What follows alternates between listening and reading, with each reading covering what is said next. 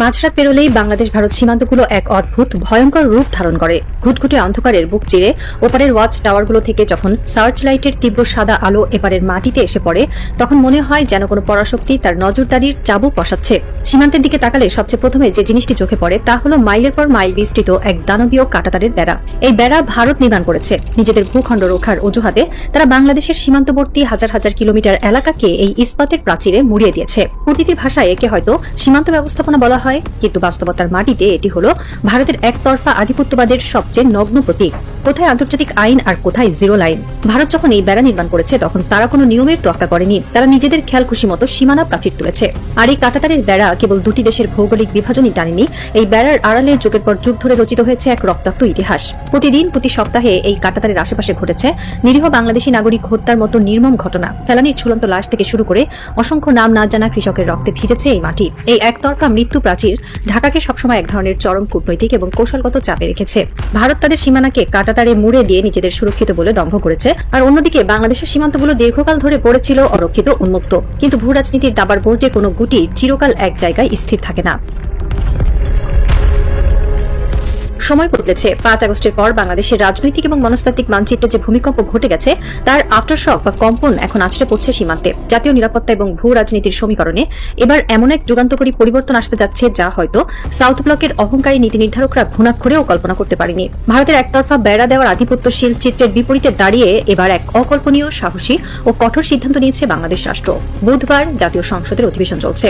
পুতুল মন্ত্রীদের মেকি ভাষণের সে পুরনো যুগ শেষ। ফ্লোরে দাঁড়িয়ে আছেন বর্তমান স্বরাষ্ট্রমন্ত্রী সালাউদ্দিন আহমেদ। তার চোখে মুখে এক অচেনা ইস্পাত কঠিন দৃঢ়তা। তিনি প্রশ্নোত্তর পর্বে অত্যন্ত শান্ত অথচ বজ্র কঠিন স্বরে এমন একটি ঘোষণা দিলেন যা শুনলে যেকোনো দেশপ্রেমিক নাগরিকের গায়ের লোম খাড়া হয়ে যাবে। তিনি আনুষ্ঠানিকভাবে জানালেন সরকারের এক ঐতিহাসিক এবং অনমনীয় সিদ্ধান্তের কথা।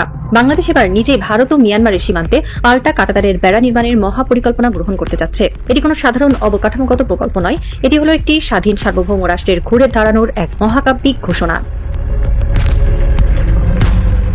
এই মহাপরিকল্পনার প্রথম ধাপটি কেন এত জরুরি তা বুঝতে হলে আমাদের তাকাতে হবে দেশের দক্ষিণ পূর্ব সীমান্তের দিকে। বাংলাদেশের জন্য এই মুহূর্তে সবচেয়ে বড় মাথা ব্যথার কারণ এবং সবচেয়ে ভয়ঙ্কর টাইম বোমা হয়ে দাঁড়িয়েছে মিয়ানমার সীমান্ত। নাফ নদীর কালো জল আর বান্দরবনের দুর্গম পাহাড়গুলো এখন আর শুধু প্রাকৃতিক সৌন্দর্য নয়, এগুলো পরিণত হয়েছে আন্তর্জাতিক চোরাকারবারি এবং সশস্ত্র গোষ্ঠীগুলোর এক অভয়ারণ্যে। মিয়ানমারের ভেতরে চলছে এক ভয়াবহ গৃহযুদ্ধ। সামরিক জান্তা বাহিনী এবং আরাকান আর্মির মধ্যে রক্তক্ষয়ী সংঘাতের কারণে পুরো রাখাইন প্রদেশ এখন চলছে, আর সেই সংঘাতের সরাসরি আজ এসে পড়ছে বাংলাদেশের গায়ে। প্রতিনিয়ত টেকনাফ, উখিয়া আর বান্দরবনের দুর্গম পাহাড়ি পথ ব্যবহার করে বাংলাদেশে ঢুকছে অত্যাধুনিক স্বয়ংক্রিয় অস্ত্র, গ্রেনেড এবং ভারী গোলাবারুদ। এখানেই শেষ নয়, অস্ত্রের পাশাপাশি এই পথগুলো দিয়ে দেশে প্রবেশ করছে কোটি কোটি টাকার মরণ নেশা, ইয়াবা এবং ক্রিস্টাল মেথ, আইস। এই মাদক এবং অস্ত্রের অবৈধ বিস্তার দেশের অভ্যন্তরীণ আইন শৃঙ্খলা পরিস্থিতিকে এক ভয়ঙ্কর খাদের কিনারায় ঠেলে দিয়েছে। বিশেষ করে রোহিঙ্গা ক্যাম্পগুলো এবং পার্বত্য অঞ্চলের নিরাপত্তা এখন চরম হুমকির মুখে। যদিও অনুপ্রবেশ এখনই লোহার হাতে দমন না করা যায়, তবে এই অঞ্চলগুলো খুব দ্রুতই আন্তর্জাতিক সন্ত্রাসবাদের এক নতুন সোনালী ত্রিভুজে পরিণত হবে। আর এই সীমান্ত অপরাধ, হত্যা এবং অনুপ্রবেশ চিরতরে বন্ধ করার জন্যই মিয়ানমার সীমান্তে সম্পূর্ণ নিজস্ব উদ্যোগে কাঁটাতারের বেড়া নির্মাণের আনুষ্ঠানিক কার্যক্রম শুরু করতে যাচ্ছে বাংলাদেশ। এটি শুধু সীমান্ত রক্ষা নয়, এটি হলো রাষ্ট্রের পেটের ভেতরে বিষ ঢোকা বন্ধ করার এক চূড়ান্ত প্রতিষেধক। মিয়ানমার তো একটি যুদ্ধবিধ্বস্ত রাষ্ট্র, কিন্তু ভারতের মতো একটি স্থিতিশীল এবং সভ্য দাবি করা রাষ্ট্রের সীমান্তে বাংলাদেশ কেন পাল্টা বেড়া দেওয়ার পরিকল্পনা করছে? কারণটা অত্যন্ত রূঢ় এবং ঘৃণ্য। 2024 সালের 5 আগস্টের রাজনৈতিক পট পরিবর্তনের পর থেকে ভারত এক চরম মনস্তাত্ত্বিক প্রতিহিংসার খেলায় মেতে উঠেছে। তারা যখন দেখলো ঢাকার আগের মতো তাদের কথায় উঠছে বসছে না, তখন তারা শুরু করলো তাদের সবচেয়ে নোংরা কার্ডটি খেলা, পুশিন। স্বরাষ্ট্রমন্ত্রীর দেওয়া তথ্য মতে সাম্প্রতিক সময়ে ভারতের বর্ডার সিকিউরিটি ফোর্স অত্যন্ত সুপরিকল্পিতভাবে বাংলাদেশে পুশিনের চেষ্টা চালিয়েছে। কিন্তু তারা হয়তো ভুলে গিয়েছিল যে এবারের বাংকারে যারা বসে আছে তারা এখন আর কোনো আপোষকামী সরকারের আজ্ঞাবহ প্রহরী নয়। বর্ডার গার্ড বাংলাদেশ অত্যন্ত সাহসিকতার সাথে বুক চিতিয়ে বিএসএফ এর 36টি পুশিনের অপচেষ্টা নস্যাৎ করে দিয়েছে। ভাবতে পারেন দৃশ্যটা।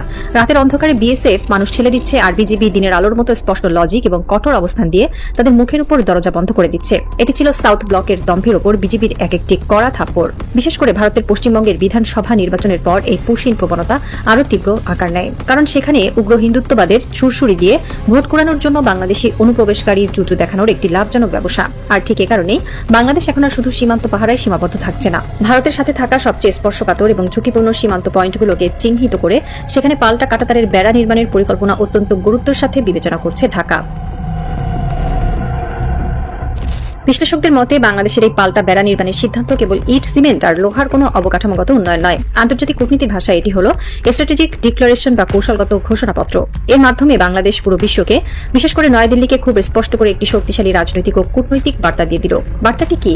আমাদের সীমানা আমরা নিজেরা সুরক্ষিত রাখতে জানি। আন্তঃসীমান্ত অপরাধ দমন করতে, অবৈধ অনুপ্রবেশ ঠেকাতে এবং নিজেদের সার্বভৌমত্ব রক্ষা করতে ঢাকা এখন সম্পূর্ণ স্বাবলম্বী এবং দৃঢ় প্রতিজ্ঞ। তোমরা যদি একতরফা বেড়া দিয়ে আমাদের মনস্তাত্ত্বিক চাপে রাখতে চাও, তবে আমরাও পাল্টা বেড়া দিয়ে তোমাদের বুঝিয়ে দেব আমরাও সমান শক্তিশালী। ভারতের কাঁটাতারের বেড়ার আধিপত্যের জবাবে বাংলাদেশের এই পাল্টা বেড়ার কৌশল আগামী দিনে দক্ষিণ এশিয়ার সীমান্ত কূটনীতিতে ক্ষমতার ভারসাম্য বা ব্যালেন্স অফ পাওয়ার বজায় রাখতে এক বিশাল মাইলফলক হিসেবে কাজ করবে। আগে ভারত চাইলেই সীমান্ত উন্মুক্ত রেখে চোরাচালানকে প্রশ্রয় দিতে পারত, আবার চাইলেই বেড়া দিয়ে সাধারণ মানুষকে হত্যা করতে পারত। কিন্তু বাংলাদেশ যদি নিজস্ব বেড়া এবং স্মার্ট বর্ডার ম্যানেজমেন্ট সিস্টেম তৈরি করে ফেলে, তবে ভারতের সেই একচেটিয়া দাদাগারির দিন চিরতরে শেষ হয়ে যাবে। স্বরাষ্ট্র মন্ত্রণালয় এবং বর্ডার গার্ড বাংলাদেশের সদর দপ্তরে হয়তো এখন এই মেগা প্রজেক্টের নীল নকশা বা ব্লু প্রিন্ট নিয়ে কাজ চলছে। বাজেটের অঙ্ক কষা হচ্ছে, ফিজিবিলিটি স্টাডি হচ্ছে। আর এই খবর যখন কূটনৈতিক চ্যানেল গোলে নয়াদিল্লির সাউথ ব্লকে পৌঁছবে, তখন তাদের প্রতিক্রিয়া কি হবে? তারা হয়তো চরম অস্বস্তিতে পড়বে। তারা এতদিন ভেবেছিল বাংলাদেশ তো একটি ছোট দেশ, তাদের এত টাকা কোথায় যে তারা 1000 কিলোমিটারের বেড়া দেবে। কিন্তু তারা ভুলে গেছে একটি রাষ্ট্র যখন তার অস্তিত্ব এবং আত্মসম্মান রক্ষার জন্য দাঁড়ায়, তখন কোনো বাজেটই তার কাছে বড় বাধা হতে পারে না। ঘড়ির কাঁটা এগোচ্ছে। বান্দরবনের দুর্গম পাহাড় থেকে শুরু করে পঞ্চগড়ের হিমশীতল শূন্যরেখা পর্যন্ত সব জায়গায় আজ এক নতুন আত্মবিশ্বাসী বাংলাদেশের পদধ্বনি শোনা যাচ্ছে। এই বেড়া শুধু সীমানার বিভাজন নয়, এটি হলো পরাধীনতার মনস্তত্ত্ব থেকে বেরিয়ে আসার এক অমোঘ প্রাচীর। ভারত ও মিয়ানমারের আগ্রাসনের বিপরীতে বাংলাদেশের এই পাল্টা বেড়া প্রমাণ করে দিল আমরা কারো দয়ার উপরে বেঁচে নেই। আমাদের মাটি, আমাদের আকাশ, আমাদের সীমান্ত আমরা নিজেরাই রক্ষা করব।